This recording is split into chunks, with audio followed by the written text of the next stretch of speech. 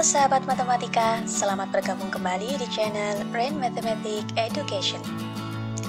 Pada seri mata kuliah aljabar linier kali ini, kita akan mencari solusi dari sistem persamaan linier melalui proses eliminasi Gauss dan eliminasi Gauss-Jordan. Pada pembahasannya nanti, akan kita awali dengan meninjau definisi, teknis, serta tujuan dari operasi baris elementer. Bagi kalian yang belum mensubscribe channel ini, jangan lupa untuk klik tombol subscribe-nya ya. Terima kasih dan selamat belajar. Operasi baris elementer merupakan salah satu dari metode yang dapat digunakan untuk menentukan solusi-solusi dari sistem persamaan linier yang kompleks. Adapun tujuan dari OBE ini adalah mengubah sistem persamaan linier yang kompleks tadi menjadi sebuah sistem persamaan linier yang lebih sederhana. Pertanyaan yang mungkin muncul di benak teman-teman semua adalah, kenapa kita harus mengubah SPL yang kompleks menjadi bentuk SPL yang lebih sederhana? Jawabannya adalah agar kita lebih mudah dalam menentukan nilai-nilai dari solusinya. Dalam upaya mengubah suatu sistem persamaan linier yang kompleks menjadi sistem persamaan linier yang lebih sederhana, ada suatu prinsip yang harus kita penuhi, yaitu solusi dari sistem persamaan linier hasil modifikasi harus sama dengan solusi dari sistem persamaan linier yang awal. Dalam arti, solusi dari sistem persamaan linier yang lebih sederhana harus sama dengan solusi dari sistem persamaan linier yang kompleks. Oleh karena itu, kita tidak boleh sembarangan dalam menggunakan operasi ya. Dalam kasus ini hanya ada 3 macam operasi yang dapat memenuhi prinsip yang disyaratkan tadi. Nah, operasi-operasi inilah yang kemudian kita sebut sebagai operasi baris elementer. Adapun jumlahnya ada 3 buah. Yang pertama, mengalihkan suatu baris persamaan linier dengan konstanta tak nol. Operasi yang kedua, menukar posisi dari 2 persamaan linier. Dan operasi yang ketiga, menambahkan kelipatan satu baris persamaan linier ke persamaan yang lain. Ketika kita melakukan salah satu dari operasi-operasi baris elementer ini, maka solusi dari SPL yang awal akan sama dengan solusi dari SPL hasil modifikasinya.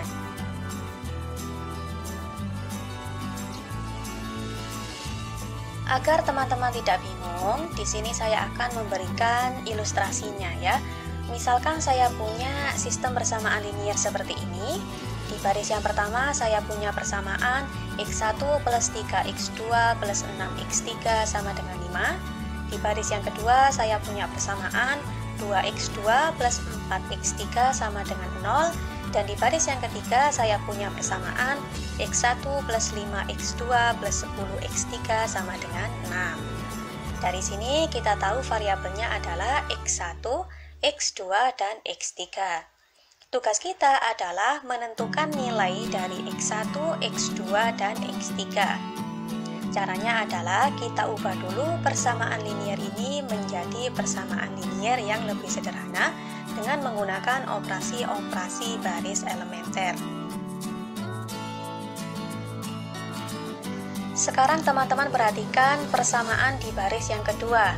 Di situ ada X2 koefisiennya 2, kemudian ada X3 koefisiennya 4. Ini kan saling berkelipatan ya, dan bisa kita sederhanakan dengan cara mengalihkan persamaan linier yang kedua ini dengan angka setengah. Secara tidak langsung teman-teman berarti sudah melakukan operasi baris elementer yang pertama yang saya berikan warna hijau, yaitu mengalihkan suatu baris persamaan linier dengan konstanta tak nol. Ketika baris yang kedua ini saya kalikan dengan setengah, maka akan diperoleh persamaan linier yang baru seperti ini. Dan otomatis ini akan merubah sistem persamaan liniernya. Namun, nilai dari X1, X2, dan X3-nya nanti akan tetap sama, tidak berubah. Berikutnya, silakan teman-teman perhatikan persamaan linier yang pertama. Misalkan saya ingin menghilangkan angka 3 dan angka 6 yang merupakan koefisien dari X2 dan X3 di persamaan linier pertama, maka saya bisa memanfaatkan persamaan linier yang kedua. Bagaimana caranya? Persamaan linier yang kedua akan saya kalikan dengan minus 3, kemudian saya jumlahkan ke persamaan linier yang pertama. Misalkan ini ya, saya kalikan persamaan linier yang kedua dengan minus 3, maka akan diperoleh persamaan linier yang berbentuk minus 3x2 minus 6x3 sama dengan 0. Nah, kemudian saya jumlahkan persamaan linier yang sudah saya kalikan dengan minus 3 ini kepada persamaan linier yang pertama. Maka 3 akan dihilangkan oleh minus 3 dan 6 akan dihilangkan oleh minus 6, sehingga yang tersisa adalah X1 sama dengan 5. Dari sini terlihat ya, persamaannya akan menjadi lebih sederhana. Otomatis sistem persamaan liniernya pun berubah, namun nilainya nanti dari X1, X2, dan X3 akan tetap sama, tidak berubah. Nah, langkah seperti tadi itu tak lain adalah operasi baris elementer yang kedua yang saya berikan warna coklat, yaitu menambahkan kelipatan suatu baris persamaan linier ke persamaan linier yang lain. Sekarang sebagai contoh dari operasi baris elementer yang ketiga, yaitu menukar posisi dua buah persamaan linier. Silakan teman-teman perhatikan, akan saya tukar posisi dari persamaan linier yang pertama dengan posisi persamaan linier yang ketiga, sehingga nanti akan diperoleh sistem persamaan linier yang baru seperti ini. Namun sekali lagi, nilai dari X1, X2, dan X3-nya nanti akan tetap sama. Untuk mencari solusi-solusi dari sistem persamaan linier yang kompleks, maka kita perlu mengubah dulu sistem persamaan linier tersebut menjadi bentuk matriks yang diperbesar. Berikutnya, matriks yang diperbesar akan kita modifikasi dengan menggunakan operasi baris elementer, sehingga nanti kita akan memperoleh suatu matriks yang disebut sebagai matriks eselon baris. Nah, dari matriks eselon baris ini kita akan memperoleh sistem persamaan linier yang lebih sederhana. Kita sebut sebagai sistem persamaan linier yang sederhana karena dengan bentuk yang lebih sederhana ini kita akan lebih mudah dalam memprediksikan apakah SPL-nya memiliki solusi atau tidak. Kemudian, jika SPL ini memang terbukti memiliki solusi, kita juga akan mudah dalam menentukan nilai-nilai dari solusinya.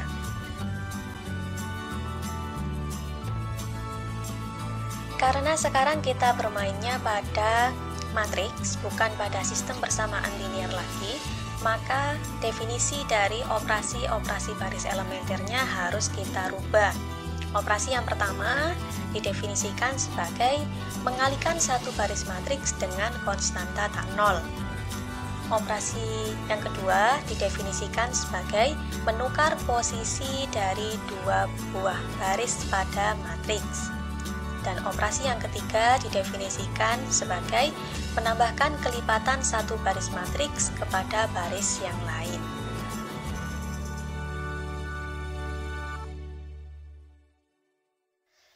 Apa yang dinamakan dengan matriks eselon baris? Jadi, matriks eselon baris ini adalah sebuah matriks hasil modifikasi dari matriks yang diperbesar dengan menggunakan operasi baris elementer serta memenuhi 3 buah persyaratan. Apa saja persyaratannya nanti akan dikupas satu persatu ya. Mengenai contoh matriks eselon baris bisa teman-teman lihat pada slide. Syarat yang pertama, misalkan dalam suatu baris matriks tidak seluruhnya terdiri dari entry-entry 0, maka bilangan tak 0 pertama pada baris matriks tersebut adalah bilangan 1. Angka 1 ini kita sebut sebagai leading 1 atau 1 utama. Silakan teman-teman amati pada matriksnya. Di situ ada angka 1 yang saya beri lingkaran berwarna merah. Nah, mereka inilah yang disebut sebagai leading 1. Dari persyaratan pertama ini bisa teman-teman tarik sebuah kesimpulan bahwasanya elemen-elemen atau entry-entry yang berada di sebelah kiri dari leading 1 haruslah berupa angka 0. Syarat yang kedua, misalkan dalam sebuah matriks terdapat suatu baris yang seluruh entry-nya terdiri dari angka-angka 0, maka baris tersebut harus diletakkan di posisi paling bawah. Bisa teman-teman lihat dalam contohnya, di situ ada satu baris yang memuat entry-entry 0, dan baris tersebut posisinya berada di paling bawah. Adapun syarat yang ketiga adalah jika terdapat dua baris yang saling berurutan dan tidak seluruh dari entry-nya ini terdiri dari bilangan-bilangan 0, maka leading 1 dari baris yang lebih rendah posisinya harus berada di kolom yang lebih kanan daripada satu utama pada baris yang lebih tinggi. Dari sini teman-teman bisa lihat dalam contohnya ya, pada baris yang pertama dan baris yang kedua matriks ini entry-entry-nya tidak 0 semua, dan bisa teman-teman lihat posisi leading 1 pada baris yang kedua terletak lebih kanan daripada leading 1 pada baris yang pertama.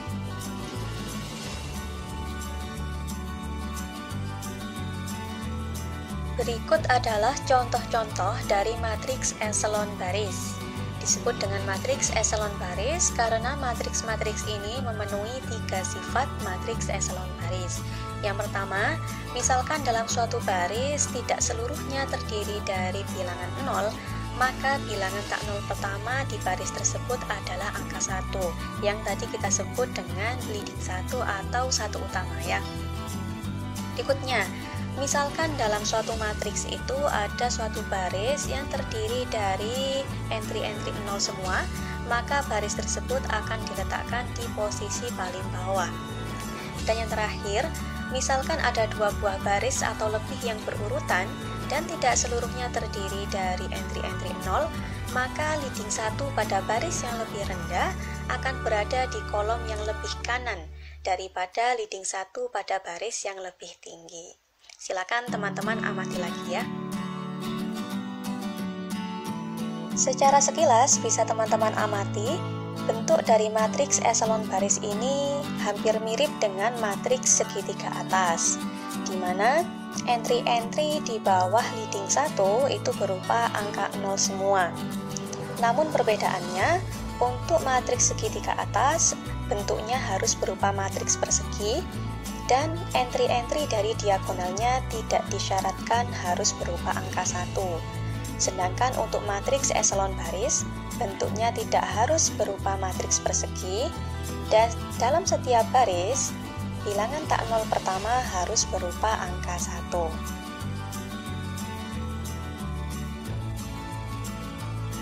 Oke, selanjutnya tentang matriks eselon baris tereduksi ya. Matriks eselon baris tereduksi ini memiliki 3 sifat yang dimiliki oleh matriks eselon baris. Cuma perbedaannya adalah setiap kolom yang memuat satu utama akan memuat 0 pada tempat-tempat yang lain. Untuk mempermudah pemahaman teman-teman, di sini saya berikan contoh ya. Ada dua buah matriks. Matriks yang pertama yang berada di sebelah kiri ini adalah matriks eselon baris. Sedangkan matriks yang ada di sebelah kanan ini adalah matriks eselon baris tereduksi. Bisa teman-teman lihat ya kedua perbedaan dari matriks eselon baris dan matriks eselon baris tereduksi ini. Kalau sekedar matriks eselon baris, maka di atas satu utama itu boleh tidak berupa angka 0. Sedangkan untuk matriks eselon baris tereduksi, bisa teman-teman lihat di situ, di atas satu utama nilai angkanya adalah 0 semua.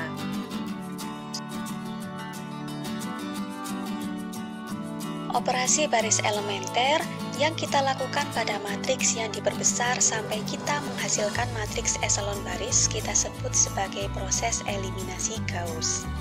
Sedangkan operasi baris elementer yang kita lakukan pada matriks yang diperbesar sampai menghasilkan matriks eselon baris tereduksi kita sebut sebagai proses eliminasi Gauss-Jordan. Untuk matriks eselon baris, bentuknya tidak tunggal ya teman-teman, jadi tergantung dari urutan operasi baris elementer yang kita gunakan. Dalam hal ini, urutan operasi yang berbeda akan menghasilkan bentuk matriks eselon baris yang berbeda pula. Berbeda dengan matriks eselon baris, bentuk dari matriks eselon baris tereduksi ini tunggal atau unit.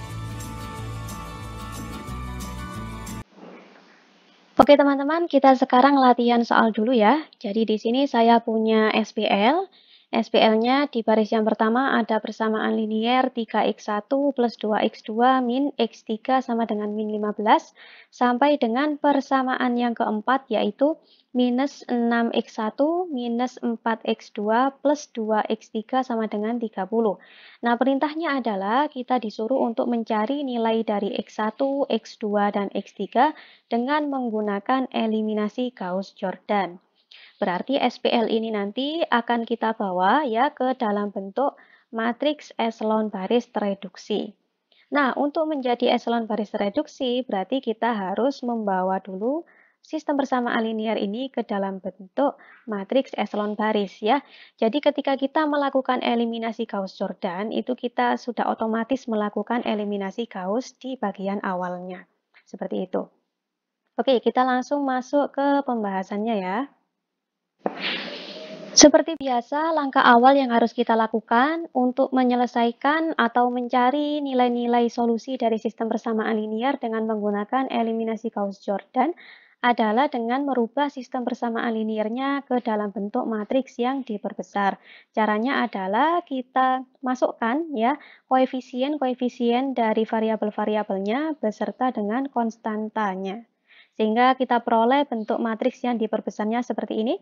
3, 5, 3, minus 6 ini mewakili X1, kemudian ada 2, 3, 1, minus 4 ini mewakili X2, ada min 1, 2, 3, 2 ini mewakili X3, dan ada min 15, 0, 11, dan 30 ini tak lain adalah konstanta dari SPL-nya. Untuk langkah yang pertama ini bisa teman-teman pahami dengan baik ya. Kita lanjutkan pada langkah yang kedua, kita masuk pada operasi baris elementernya. Sebelum itu, silakan teman-teman lihat bentuk dari matriks yang diperbesarnya. Teman-teman bisa amati di sini ya, di kolom yang pertama ini tidak ada angka 1, sehingga kita bebas memilih baris keberapapun bisa dijadikan sebagai patokan dari leading satunya. Seperti itu. Maksudnya patokan di sini apa? Patokan di sini adalah leading 1 pada kolom yang pertama. Seperti itu. Kita boleh bebas memilih baris yang manapun. Namun dalam hal ini saya akan memilih baris yang pertama saja gitu ya. Agar nanti tidak perlu dilakukan pertukaran baris. Saya jadikan baris pertama ini sebagai patokan penempatan leading 1. Di baris pertama, kolom pertama, ini seharusnya bernilai 1, teman-teman. Nah, bagaimana cara kita untuk mengubah angka 3 ini menjadi 1? Berarti kita harus pakai operasi baris elementer yang pertama, yaitu mengalihkan satu baris ini dengan konstanta tak 0. Konstanta tak 0-nya apa? Sepertiga, ya. Berarti pada langkah yang kedua, kita akan mengalihkan baris yang pertama ini dengan sepertiga, sehingga nanti diperoleh bentuk modifikasi dari matriks yang diperbesarnya seperti ini. Bisa teman-teman lihat. Di sini sudah ada angka 1 dan berada di kolom pertama baris pertama. Ini akan menjadi leading 1 bagi baris pertama.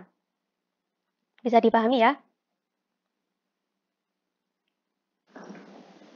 Untuk masuk ke langkah yang ketiga, teman-teman perhatikan dulu angka-angka di bawah leading 1. Di sini ada 5, 3, minus 6, seperti itu ya. Nah, seharusnya angka-angka di bawah leading 1 ini bernilai 0. Maka 5 ini harus bernilai 0, 3 di sini harus bernilai 0, begitu juga dengan minus 6. Apa yang bisa kita lakukan? Kita bisa memodifikasi nilai-nilai ini dengan memanfaatkan leading satunya. Dalam arti memanfaatkan baris yang pertama. Contoh, misalkan saya ingin menghilangkan 5, berarti baris pertama ini harus saya kalikan 5 semua ya, minus 5, mohon maaf. Baris yang pertama harus saya kalikan dengan minus 5 semua, kemudian saya jumlahkan dengan baris yang kedua.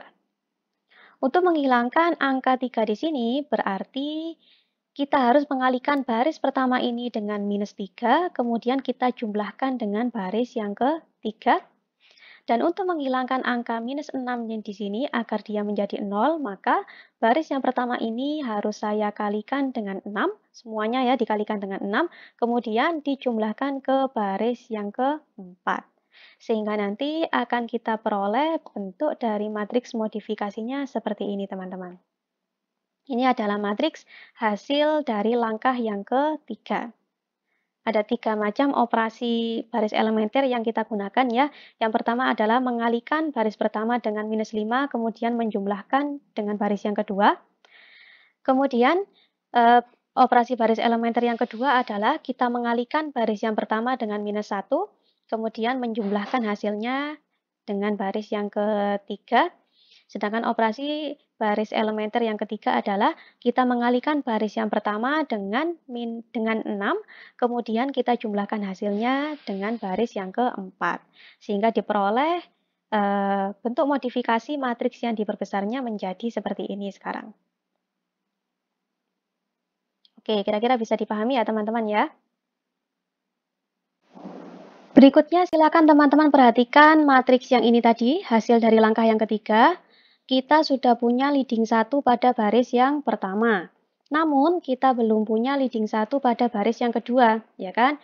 Angka minus 1/3 di sini harus kita jadikan 1. Caranya bagaimana? Caranya adalah baris yang kedua ini kita kalikan semuanya dengan minus 3. Ya, sekali lagi, baris yang kedua ini kita kalikan semuanya dengan minus 3. Tujuannya apa? Agar elemen yang ada di sini, yaitu minus 1/3 di sini berubah menjadi angka 1. Dari hasil langkah yang keempat ini, kita akan memperoleh bentuk matriks seperti ini.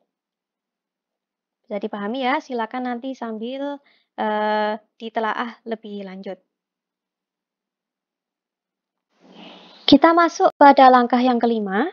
Teman-teman perhatikan dulu matriks hasil dari langkah yang keempat. Kita sudah punya 2 leading 1 ya, pada baris pertama sudah ada, pada baris yang kedua di sini juga sudah ada, namun ada masalah di mana angka di bawah leading 1 baris yang kedua di sini bentuknya masih belum 0.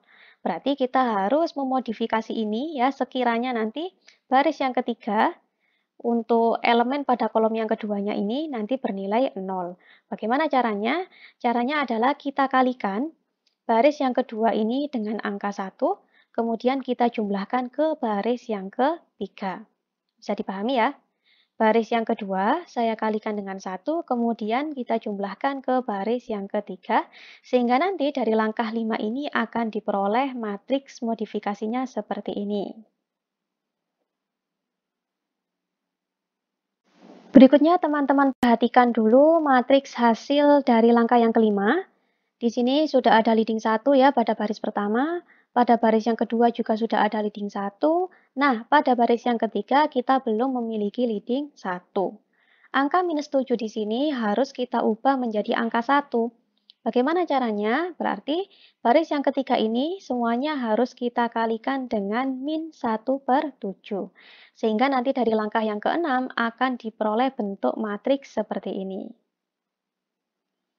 Nah, di sini bisa teman-teman lihat ya, leading satunya sudah ada semua. Di baris yang keempat tidak perlu leading 1 karena tadi dari langkah sebelumnya kita peroleh hasilnya 0 semua, seperti itu ya. Kemudian kalau sudah seperti ini, kita amati, matriks ini tak lain adalah bentuk matriks eselon baris, ya, karena memenuhi sifat-sifat dari matriks eselon baris. Seperti itu. Sifat yang pertama adalah angka tak 0 ya, angka tak 0 pertama dari setiap baris itu adalah 1. Di sini yang pertama adalah 1 ya. Kemudian untuk baris yang kedua, angka tak 0 pertama di sini juga 1. Kemudian untuk baris yang ketiga di sini, angka tak 0 pertamanya juga 1. Berarti syarat yang pertama sudah terpenuhi. Kemudian syarat yang kedua adalah jika terdapat baris yang seluruh entry-nya itu adalah 0, maka baris tersebut harus diletakkan di bagian paling bawah, di baris paling bawah. Dan di sini kita sudah punya ya, baris yang keempat ini isinya 0 semua, dan baris yang keempat ini adalah baris yang paling bawah. Sehingga syarat yang kedua juga sudah terpenuhi.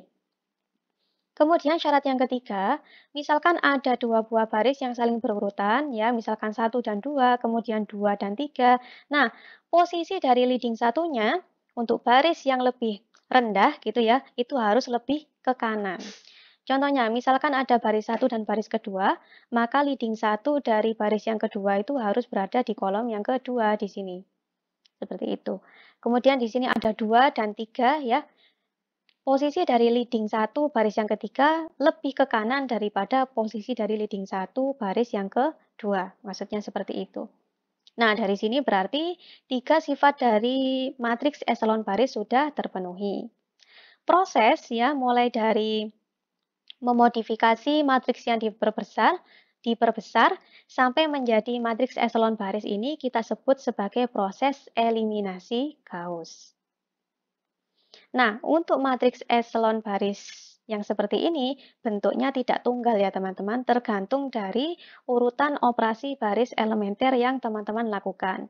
Sehingga nanti mungkin ketika ada soal, jawaban dari satu mahasiswa akan berbeda dengan mahasiswa yang lain. Karena mungkin urutan dari operasi baris elementer yang digunakan juga berbeda-beda.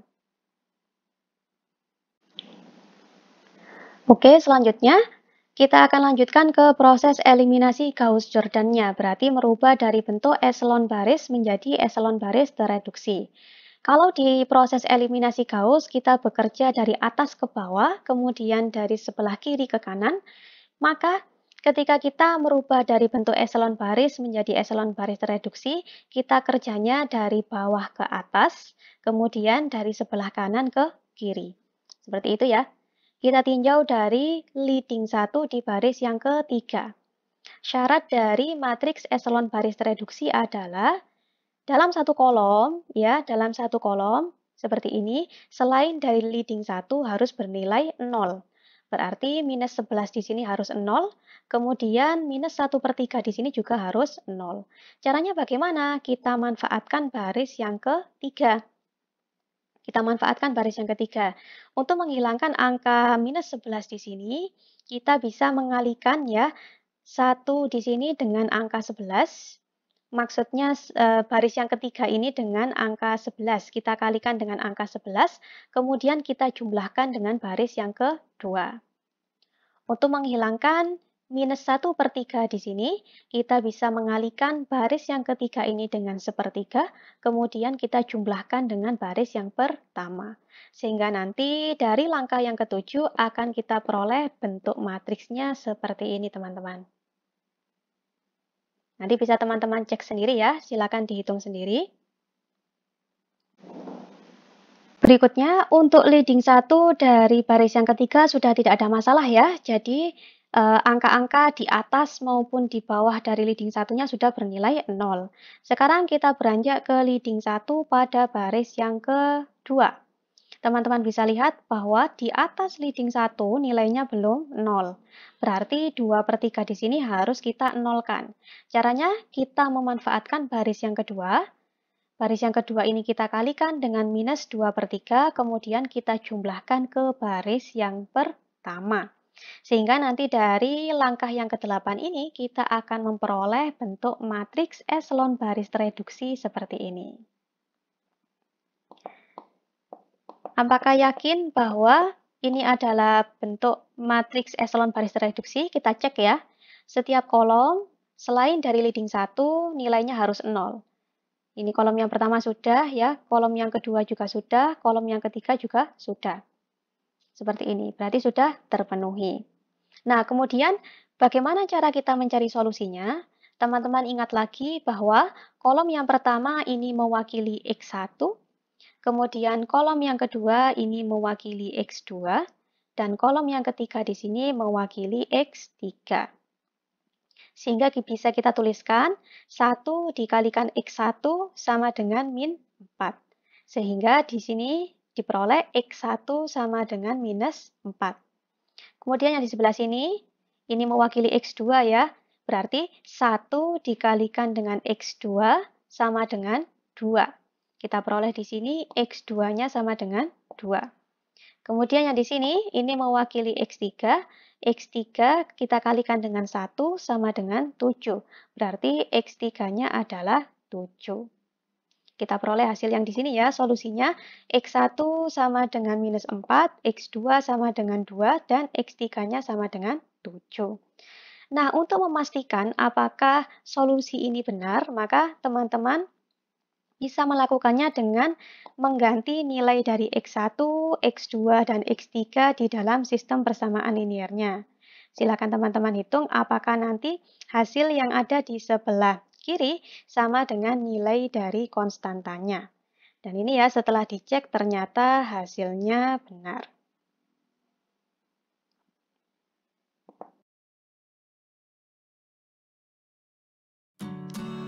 Untuk mempertajam pemahaman teman-teman, silakan teman-teman kerjakan latihan soal berikut ya. Tulis jawabannya di buku catatan masing-masing. Hal-hal yang dirasa belum jelas bisa teman-teman tanyakan ketika mengikuti perkuliahan online.